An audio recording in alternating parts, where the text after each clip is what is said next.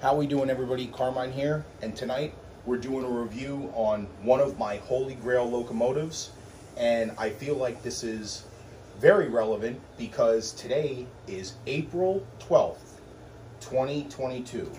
So what that means, if you guys are history buffs, is 160 years ago to the day the Great Locomotive Chase happened.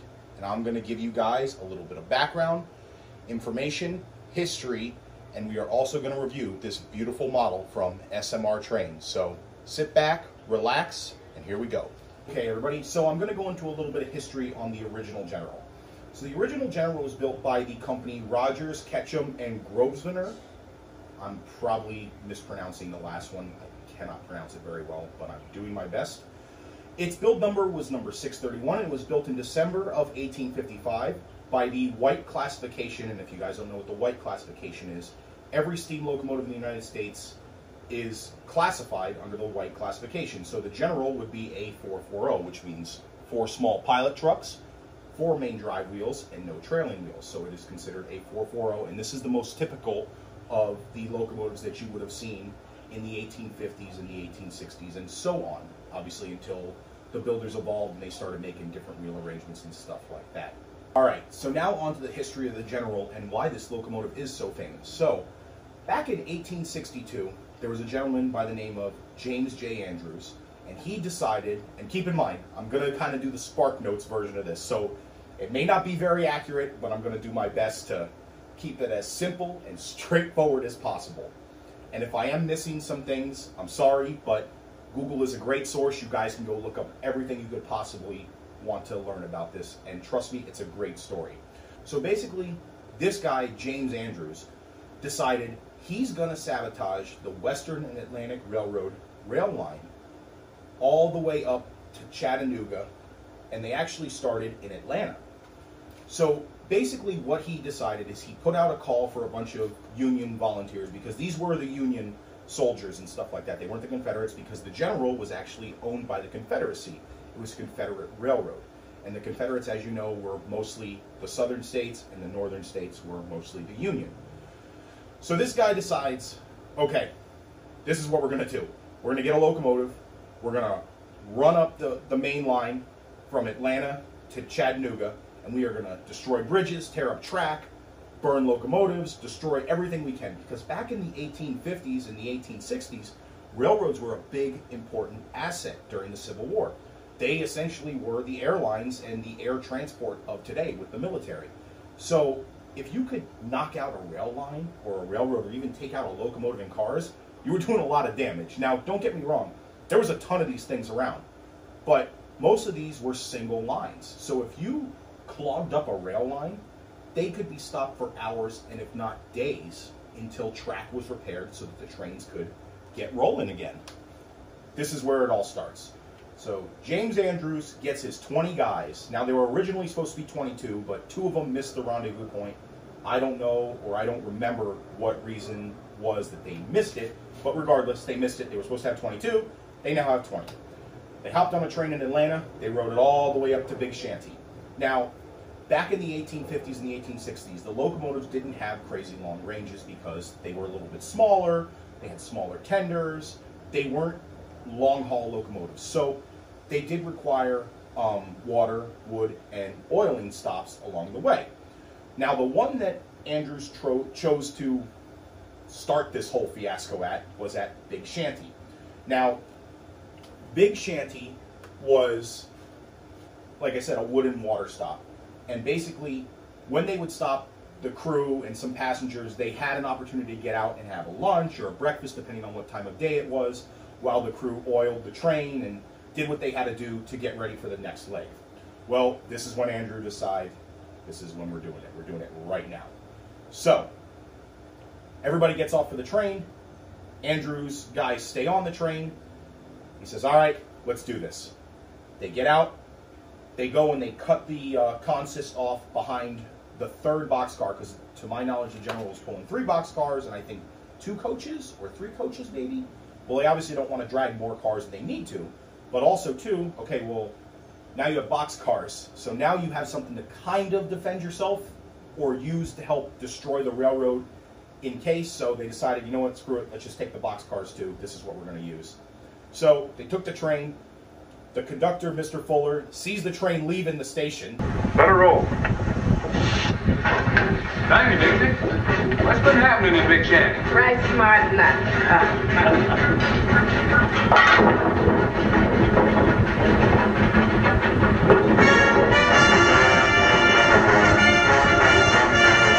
Who did it? Did you see him? Deserters from the camp, most likely. They won't go far. And he's like, we're not on it. What the hell's going on? So naturally, Andrews loads his raiders up in the boxcar. They're gone. They are out of Big Shanty, and they are on the way. Now, William Fuller's like, holy crap, my train's running away. Nah, this ain't happening. So this dude, Usain Bolt's, down the line as far as he could possibly get without running out of breath. And I give this dude a lot of credit because he hustled, and the accounts of this guy was, this was a devoted guy. He should have gotten a raise. I mean, he should have gotten something because, and as I'm going to tell the story, it gets more in depth. So the general's off and running. The conductor, Mr. Fuller, gets to Moon Station, which is a small station just past Big Shanty. He gets a push cart. Now, it's not a hand car where you see the guys pumping.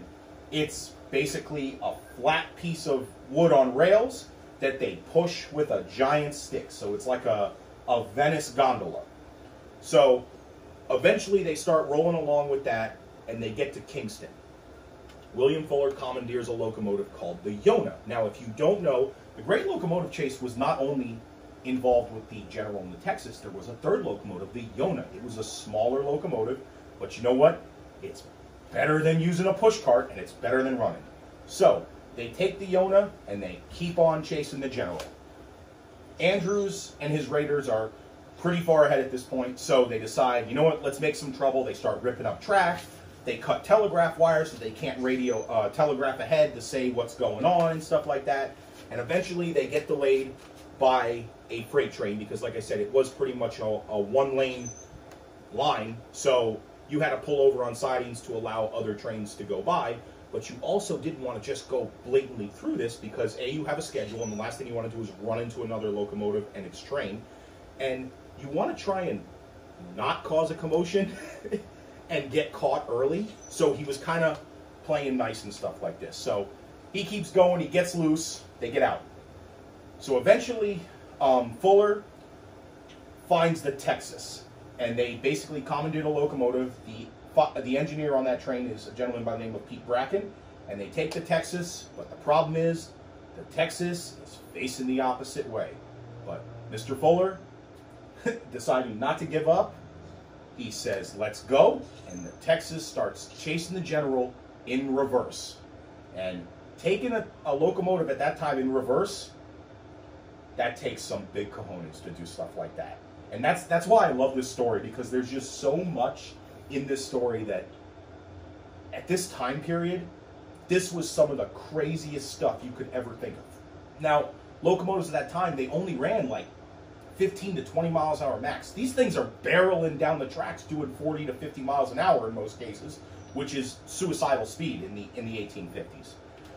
So off the Texas goes, chasing the General, and they go all the way up. They go through Dalton, Georgia, and they approach Tunnel Hill, and all the time they're, like I said, they're just making trouble. They're messing up track, they're trying to set bridges on fire, and all this stuff. And eventually what happens is, as I said earlier, these locomotives need to stop for rewooding and rewatering to allow the locomotive to go. Well, the General runs out of wood and or fuel and water, and they have to stop.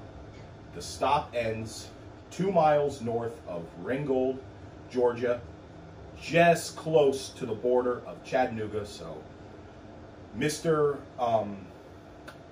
Andrews, unfortunately, was stopped there, and that was the end of the chase.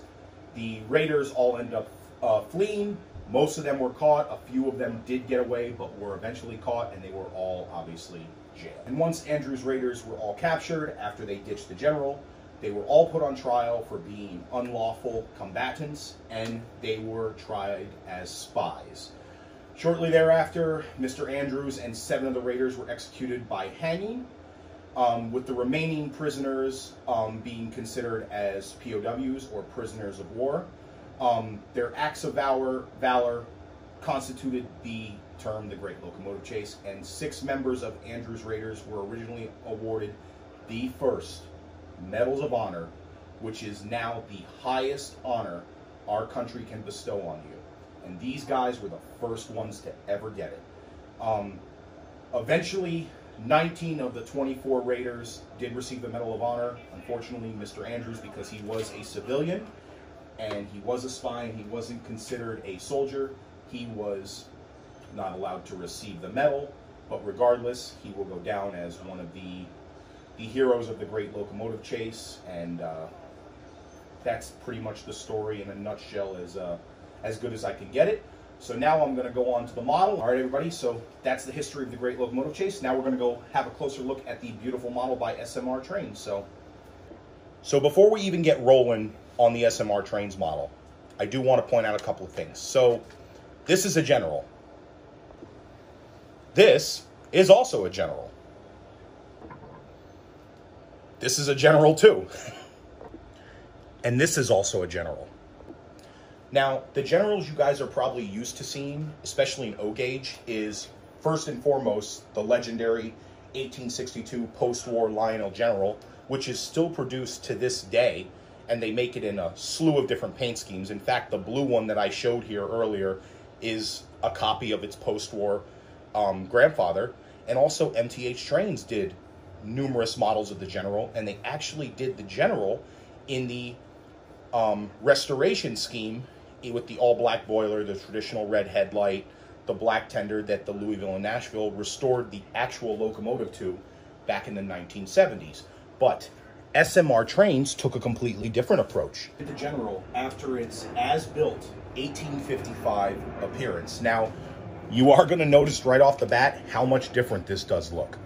And the first thing that everybody does point out to me is this frame-looking thing that runs along the locomotive on either side.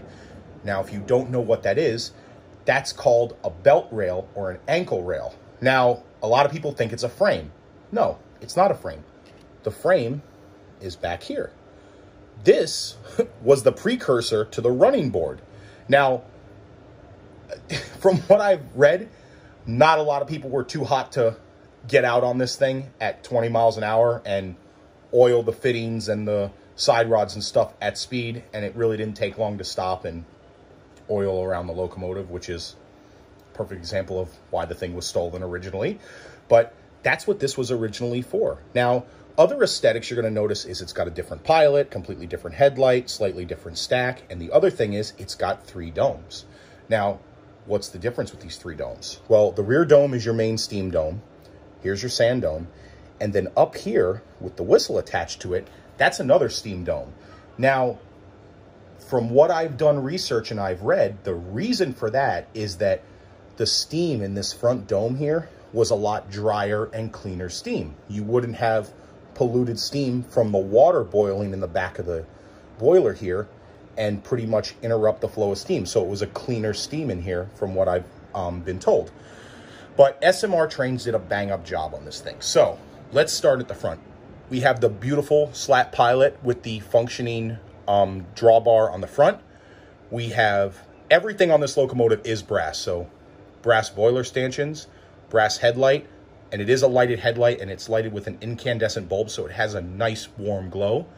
Beautifully painted pilot wheels, as well as pinstriping on the cow catcher on the front. You might not be able to see it on the video, but there is legible builder's information here on the side of the cylinders. The brass general nameplate, as well as pinstriping detail on all the dome bases. The brass bell with the detailed bell holder. You have your bell lanyard, your beautiful brass whistle, your pop-off valves up here on top of the steam dome, as well as that beautiful ankle rail, your crosshead pumps, your slides.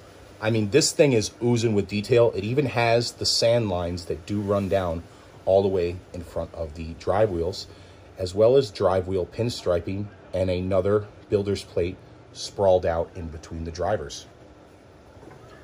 Having a look at the side of the locomotive, you can see some of the detail a little bit better from here. You have the cab window inserts as well as very fine pinstriping all along the cab and the separately applied brass steps that run up into the cab of the locomotive. Looking inside the back of the cab, I am holding the phone. I know it's a little bit shaky, but my apologies. You do have continued red pinstriping all along the top of the cab roof. You have a pretty good detailed back head. There wasn't a lot to these locomotives even back in the 1850s. They were pretty Spartan. You have your steam pressure gauge above the top of the back head, your throttle, your tricocks for your water level, and your Johnson bar reverser, as well as a water sight glass and a firebox door. All right, now having a closer look at the tender. This is an all brass construction tender, as I've said before. You have brass truck side frames, beautifully painted wheels, beautifully applied Western and Atlantic Railroad logos, as well as tender striping, a simulated wood load, tender hatches, and toolboxes. Having a look at the back of the tender, we have the continuation of the tender striping, as well as the beautifully applied general name on the back, and you're going to see a Lincoln pin coupler pocket. This thing actually is meant to run scale Lincoln pins. Now, they do supply you with a dummy O-gauge coupler that will actually slot in there and allow you to pull standard O27 and O-gauge cars. They look a little bit out of place because with a small locomotive like this, it really does need its scale cars. But regardless, if you're in a pinch and you can't find the SMR cars, you can use the O-gauge ones from Lionel and MTH. Okay, so now, this locomotive in the general was built by a company called SMR Trains. Unfortunately, they are out of business now. They were a company that made pretty much anything 19th century, and they were gorgeous models. Now, at the time, I wasn't able to get one of these because when they were announced, I was still in high school. I didn't have that kind of money laying around to be able to afford something like this, but this was one of my holy grail engines. If not, it is the holy grail engine for me in O-gauge. This is number 81. They only made 152 of these in 3-rail. I don't remember how many they made in 2-rail. Didn't really bother me. The 3-rail is what I wanted because I wanted to be able to run it. It was made by SMR Trains, as I said before, and that stands for, I'm going to pronounce this to the best of my ability, Schneider Model Railroad Company. They were based out of Mount Laurel, New Jersey. The locomotives were made in Korea by Asian Precision Manufacturer Company. The locomotive has a can motor, and it is not actually in the main locomotive. It's actually in the tender. So this is a free roller, and you connect it with 2 wires. Now, I know a lot of you guys are kind of like, oh, it's a tender pusher. Well, I've been running this thing, and I'm going to put the videos up of it running at my hobby shop, and it runs pretty consistently. I was very impressed with how well it runs. All of these axles on this tender are driven. They all have traction tires, so it does get good grip, and it does have a pretty good pulling power for something this small. Now, granted, you're not going to pull 15 to 20 cars with this thing. You're going to pull maybe 3 to 6, maybe at the max, maybe 10, but I really wouldn't, like I said before, hook this up behind anything that's not a scale model from this company, because it will realistically look stupid, because this is really made for one type of car, but it's entirely up to you. It does have a operating headlight, which is an incandescent bulb in the headlight, and it does have an operating smoke unit, but it is a Sooth type smoke unit, so it is not fan driven, so it's not going to puff like crazy. Now, the Sooth units, depending on the voltage that they're at, they will give off a puff, but on most cases, it'll just kind of waft out nice and easy.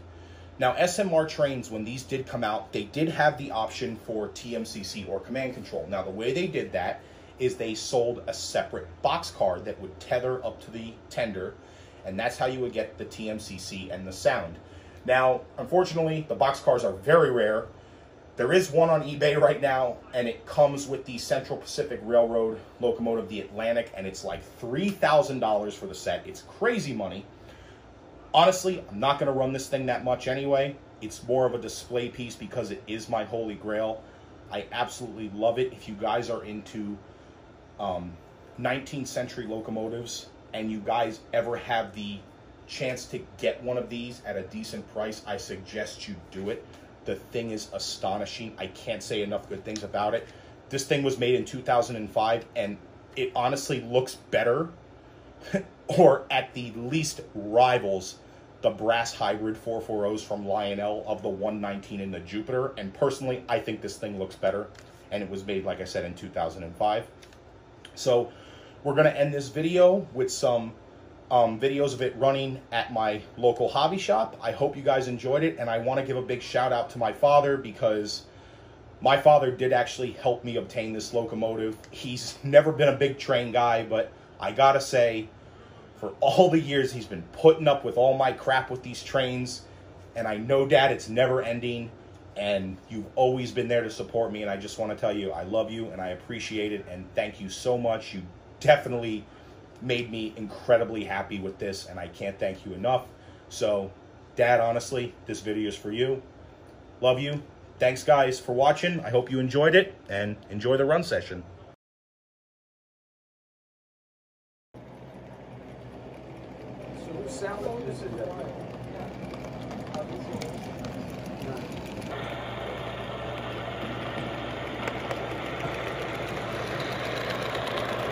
You know those guys that do that kind of management? They're like, they know if the train's going up and they want to tie these some pins. Don't put the trains on the track and the power's on it.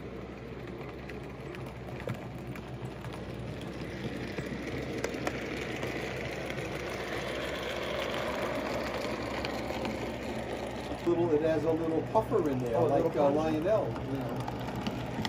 It probably has a little crank in there. I would rather have the 18 stuff in mind.